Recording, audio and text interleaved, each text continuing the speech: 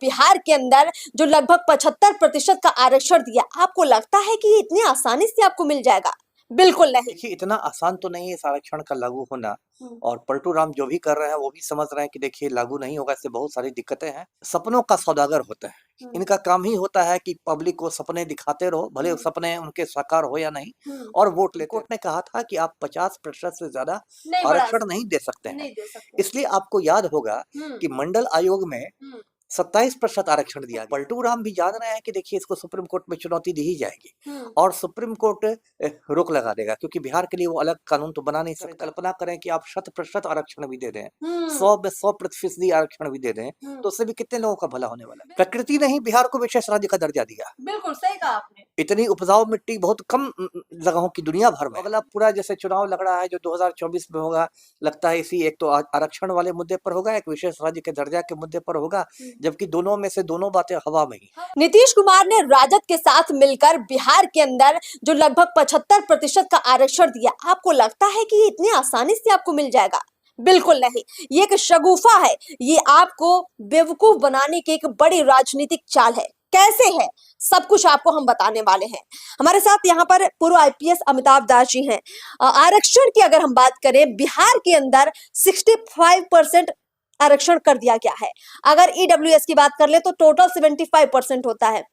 नीतीश कुमार ये कहकर अब जनता के पास जा रहे हैं कि भाई हमने तो आरक्षण दे दिया है, अब आप लोग खुशियां मनाइए। आपको लगता है कि लोगों को सच में आरक्षण मिलेगा? बिहार की महिलाओं को, बिहार के दलितों को सरकार सच में भला करने वाली है? क्या लगता है आपको? नहीं, देखिए इतना आसान तो नहीं है इस आरक्षण का लागू होना। और पलटू राम जो भी कर रहे हैं वो भी समझ रहे हैं कि देखिए लागू नहीं होगा, इससे बहुत सारी दिक्कतें हैं।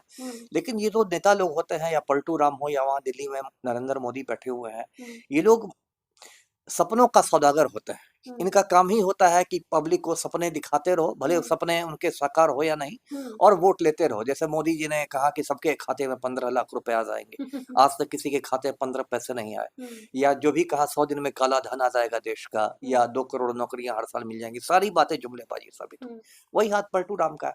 अब देखिए, ये जो आरक्षण वाली थी, जो पूरा जातीय जनगणना इतनी हड़बड़ी में कराया गया, उसका भी पीछे यही था कि वो ये आरक्षण लाने की वो कवायद थी। अच्छा। हाँ, इसलिए कराया गया कि एक आधार तैयार किया जाए कि हम आरक्षण क्यों बढ़ा रहे हैं। अच्छा। और जातीय जनगणना में इनको इतनी हड़बड़ी थी। देखिए उसमें भी कितना बड़ा खेल हुआ है। जो भारतीय संविधान में जनगणना करने का अधिकार सिर्फ भारत सरकार को है, राज्य सरकार को नहीं है। और इसी आधार पर हाईकोर्ट में चुनौती भी दी गई कि जातीय जनगणना कैसे करा रही है बिहार सरकार।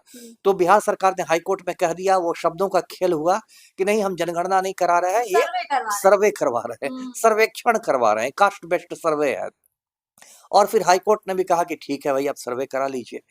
और उसके इन लोगों ने सर्वे करा। देखिए इतनी इन लोगों में हड़बड़ी थी कि 2 अक्टूबर गांधी जयंती को सारे ऑफिस जिस दिन बंद रहते हैं, मतलब सार्वजनिक अवकाश रहता है, नेशनल हॉलीडे है गांधी जयंती, उस दिन सचिवालय को खुलवाकर उसकी रिपोर्ट जारी की गई। मतलब 3 अक्टूबर तक इन लोग को इंतजार करने का सब्र नहीं था इन लोगों में। इनको आरक्षण का लॉलीपॉप देना था बिहार की जनता को। वही मैं कह रहा हूँ। और उसके बाद देखिए आनंद फानन में, जब अभी ठीक से ठंड शुरू भी नहीं हुई है, और उसके पहले शीतकालीन सत्र बुला दिया गया है ना, जबकि अभी भी कोई शीत तो लगता है तो आई नहीं है अभी।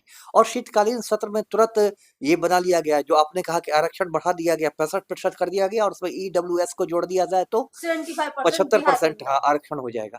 अब देखिए जो आरक्षण बढ़ा, मैं बताता हूँ दर्शकों को इसमें कानूनी पेच क्या है। देखिए कानूनी पेच ये है कि 92 में ही सुप्रीम कोर्ट का फैसला आया था कि 50% से ज्यादा जो ये आप आरक्षण 92 का ही पहले आया था। 92 के ही पहले, मैं एग्जैक्ट साल अभी मेरे ध्यान में नहीं है, लेकिन सुप्रीम कोर्ट ने कहा था कि आप 50% से ज्यादा आरक्षण नहीं दे सकते हैं। इसलिए आपको याद होगा कि मंडल आयोग में 27% आरक्षण दिया गया। क्यों? क्योंकि उसके पहले 22.5% आरक्षण ऑलरेडी था अनुसूचित जाति और जनजातियों के लिए। तो 22.5 ऑलरेडी था, तो इसलिए 27% ही किया गया, जिससे कि 50% के ऊपर नहीं जाए, है ना। उसका ध्यान मंडल आयोग में ही रखा गया था, जो वीपीसी ने लाया था। तो इस तरह से सुप्रीम कोर्ट का फैसला है। और उसके बाद भी कई राज्य सरकारों ने आरक्षण दे दिया, क्योंकि आरक्षण तो एक, अब बिहार में क्या सभी राज्यों में एक वोट बैंक की राजनीति हो गई है। और गुजरात में यदि ऐसे पाटीदारों को, महाराष्ट्र मराठों के लिए कर दिया गया, सब पर सुप्रीम कोर्ट ने रोक लगा दी है। छत्तीसगढ़ में किया गया तो सुप्रीम कोर्ट ने रोक लगा दी है। तो पलटू राम भी जान रहे हैं कि देखिए इसको सुप्रीम कोर्ट में चुनौती दी ही जाएगी और सुप्रीम कोर्ट रोक लगा देगा, क्योंकि बिहार के लिए वो अलग कानून तो बना नहीं सकता है। और उसके बाद मतलब फिर पलटू राम जनता के बीच ये कह के घूमेंगे कि देखिए हमने तो आरक्षण ला दिया था, अब तो मानमला न्यायपालिका में है, तो मतलब अभी देखिए है। एक ये भी कह सकते हैं नीतीश कुमार, देखिए अभी महीना चल रहा है नवंबर का, नवंबर में शीतकालीन सत्र में सरकार ने दे दिया आरक्षण। आप सभी जानते हैं कि 2024 का लोकसभा चुनाव मार्च में हो जाएगा। चुनाव से पहले लगती है आचार संहिता, आचार संहिता जब लगती है तो इस तरह के सारे कामकाज ठप हो जाते हैं। यानी आरक्षण की जो पूरी प्रक्रिया है कि ये अभी तो बिहार में लागू तुरंत हो नहीं जाएगा, एक प्रक्रिया होगी, लेकिन उससे पहले ये सुप्रीम कोर्ट इस पर रोक लगा देगी। अगर सुप्रीम कोर्ट इस पर रोक नहीं लगाएगी तो ये मान लीजिए कि जो केंद्र सरकार से दलील दी है नीतीश कुमार ने कि भाई इसको संसद में पास करवा के नवी सूची में शामिल करवा दीजिए, इस सारे प्रोसेस में 6 महीने आराम से यूं ही बीत जाएंगे। और 6 महीने बीतने का मतलब है चुनाव का खत्म हो जाना। यानी ये 6 महीने बिहार की जनता को इस भ्रम में रखेंगे कि भाई हमने आपको आरक्षण दिया हुआ है, आगे मिले या ना मिले, तो ये भ्रम लोगों में डालना चाह रहे हैं। वही डरना, इसलिए मैंने कहा ना कि लोग सपनों के सौदागर होते हैं, ये लोग सपना दिखा देते हैं। अब जनता यहाँ की अब नासमझ कहिए, मूर्ख कहिए, जो कहिए, जनता सपने देखने लगती है। हो सकता है अभी भी हिंदुस्तान में बहुत लोग 15 लाख अपना बैंक अकाउंट में इंतजार कर रहे हो, भले मोदी जी उसको 100 साल में भी नहीं दे। तो जनता यहाँ ऐसे ही कूदने लगी कि हाँ अब तो नीतीश बाबू ने 75% आरक्षण कर दिया, अब तो ये है वो है, अब तो विकास की आंधी चलेगी, एक ये और होगा। सवाल, आरक्षण आरक्षण इतना होता है हमारे देश के अंदर। आरक्षण की अगर हम बात कर ले, बिहार में पॉपुलेशन 13 से 14 करोड़ के लगभग है। आरक्षण की अगर सरकारी नौकरियों की बात करें, जो अभी रिपोर्ट सामने आई है, बिहार के अंदर 20 से 40 लाख के बीच कुछ नौकरियां हैं, सरकारी नौकरियां हैं, इससे ज्यादा तो है भी नहीं। और प्राइवेट नौकरियां भी लगभग इतनी हैं।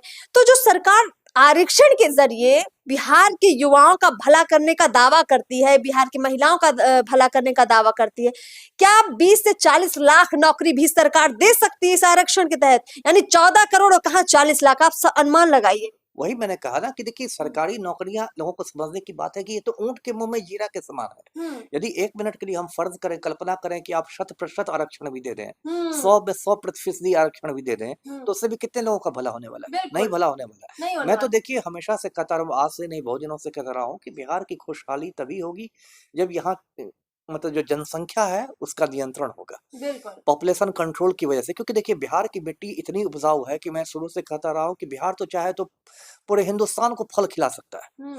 पूरे हिंदुस्तान को बिहार दरभंगा के आम खिला देगा, मुजफ्फरपुर की लीची खिला देगा, हाजीपुर के केले खिला देगा, इतनी उपजाऊ मिट्टी है। आज बिहार के लिए विशेष दर्जा की मांग कर रहे हैं पलटू राम। प्रकृति ने ही बिहार को विशेष राज्य का दर्जा दिया। बिल्कुल सही कहा आपने। इतनी उपजाऊ मिट्टी बहुत कम जगहों की दुनिया भर में है, लेकिन यहाँ जो जनसंख्या विस्फोट हो गया, जो 13 करोड़ की आबादी है और बढ़ती जा रही आबादी, और उस वजह से इतनी बेरोजगारी हो गई, जमीन पर इतना बोझ बढ़ गया। अभी देखिए छठ में जो ट्रेनें आ रही थी, उनकी ट्रेन में क्या हालत थी, टॉयलेट में लोग खड़ा हो के आ रहे थे, जबकि आजादी के बाद सैकड़ों नई रेलगाड़ियां चली हैं। तो उस वजह से पलायन की स्थिति भी हो गई, पूरा बिहार से मजदूर सप्लाई हो रहा है हिंदुस्तान को। लेकिन ये जो नेता लोग हैं ना, ये अगले चुनाव के बारे में बस सोचते हैं, अगली पीढ़ी के बारे में नहीं सोचते हैं, है ना, अगले जनरेशन के बारे में नहीं सोचते। अगला चुनाव किसी तरह जीत लेना है। अब उसके लिए आरक्षण को 75% कर दो, 80% कर दो, 85% कर दो। अब फिर नीतीश कुमार ने विशेष राज्य का भी एक शगुफा छोड़ दिया, ये भी विचित्र शगुफा छोड़ता है। तो अगला पूरा जैसे चुनाव लग रहा है जो 2024 में होगा, लगता है इसी एक तो आरक्षण वाले मुद्दे पर होगा, एक विशेष राज्य के दर्जा के मुद्दे पर होगा, जबकि दोनों में से दोनों बातें हवा में ही है। न विशेष राज्य का दर्जा आपको मिलने वाला है, न ये आरक्षण जमीन पर लागू होने वाला है। दोनों ही बातें हवा में हो रही। निश्चित तौर पर देखिए आरक्षण नीतीश कुमार कितना भी कोशिश कर ले, जो 75% टोटल उन्होंने कर दिया है, ये संभव बिहार के लिए नहीं हो पाएगा। हाँ, अगर इसमें बहुत हाथ पैर नीतीश कुमार मारेंगे और केंद्र सरकार इसमें भी अगर कदम बढ़ाएगी तो हो सकता है कुछ % आरक्षण बढ़ा दिया जाए, लेकिन उसमें भी बड़ा दांव पेच है। और सबसे बड़ा सवाल कि इस आरक्षण से बिहार का भला भला कैसे हो जाएगा?